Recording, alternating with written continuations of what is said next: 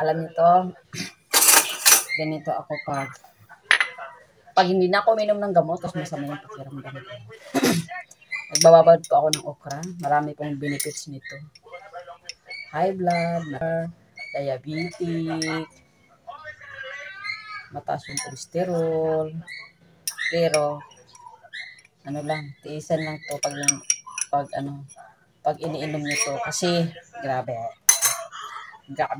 sobrang lapot. Basta maraming benefits nito. Try nyo mag-slice kayo ng okra, 2 or 3. I-slice nyo, tapos ibabad nyo sa isang baso. Maganda yung malaking baso. Para marami din yung mainom. Sa akin kasi, ano lang to, dalawang okra ini-slice ko. Tapos, binabad ko kagabi, tinakpan ko lang. Paggising ko, hindi mo na ako inom ng maligamgam. Ito yung iniinom ko. Kailangan pag mainom kayo nito, walang laman yung tiyan nyo. Para mabisa siya, mabisa.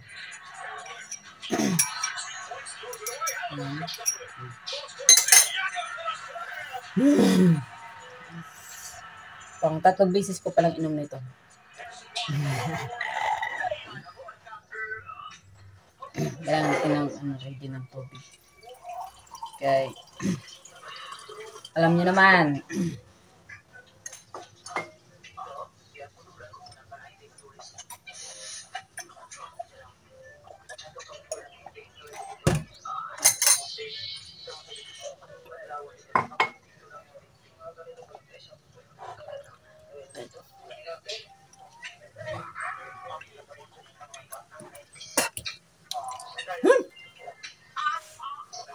Ito lang yung kalaban natin sa okra. Sa sobrang lapot niya, masuka-suka. Pag hindi kayo sa sikmura mo, suka ka talaga.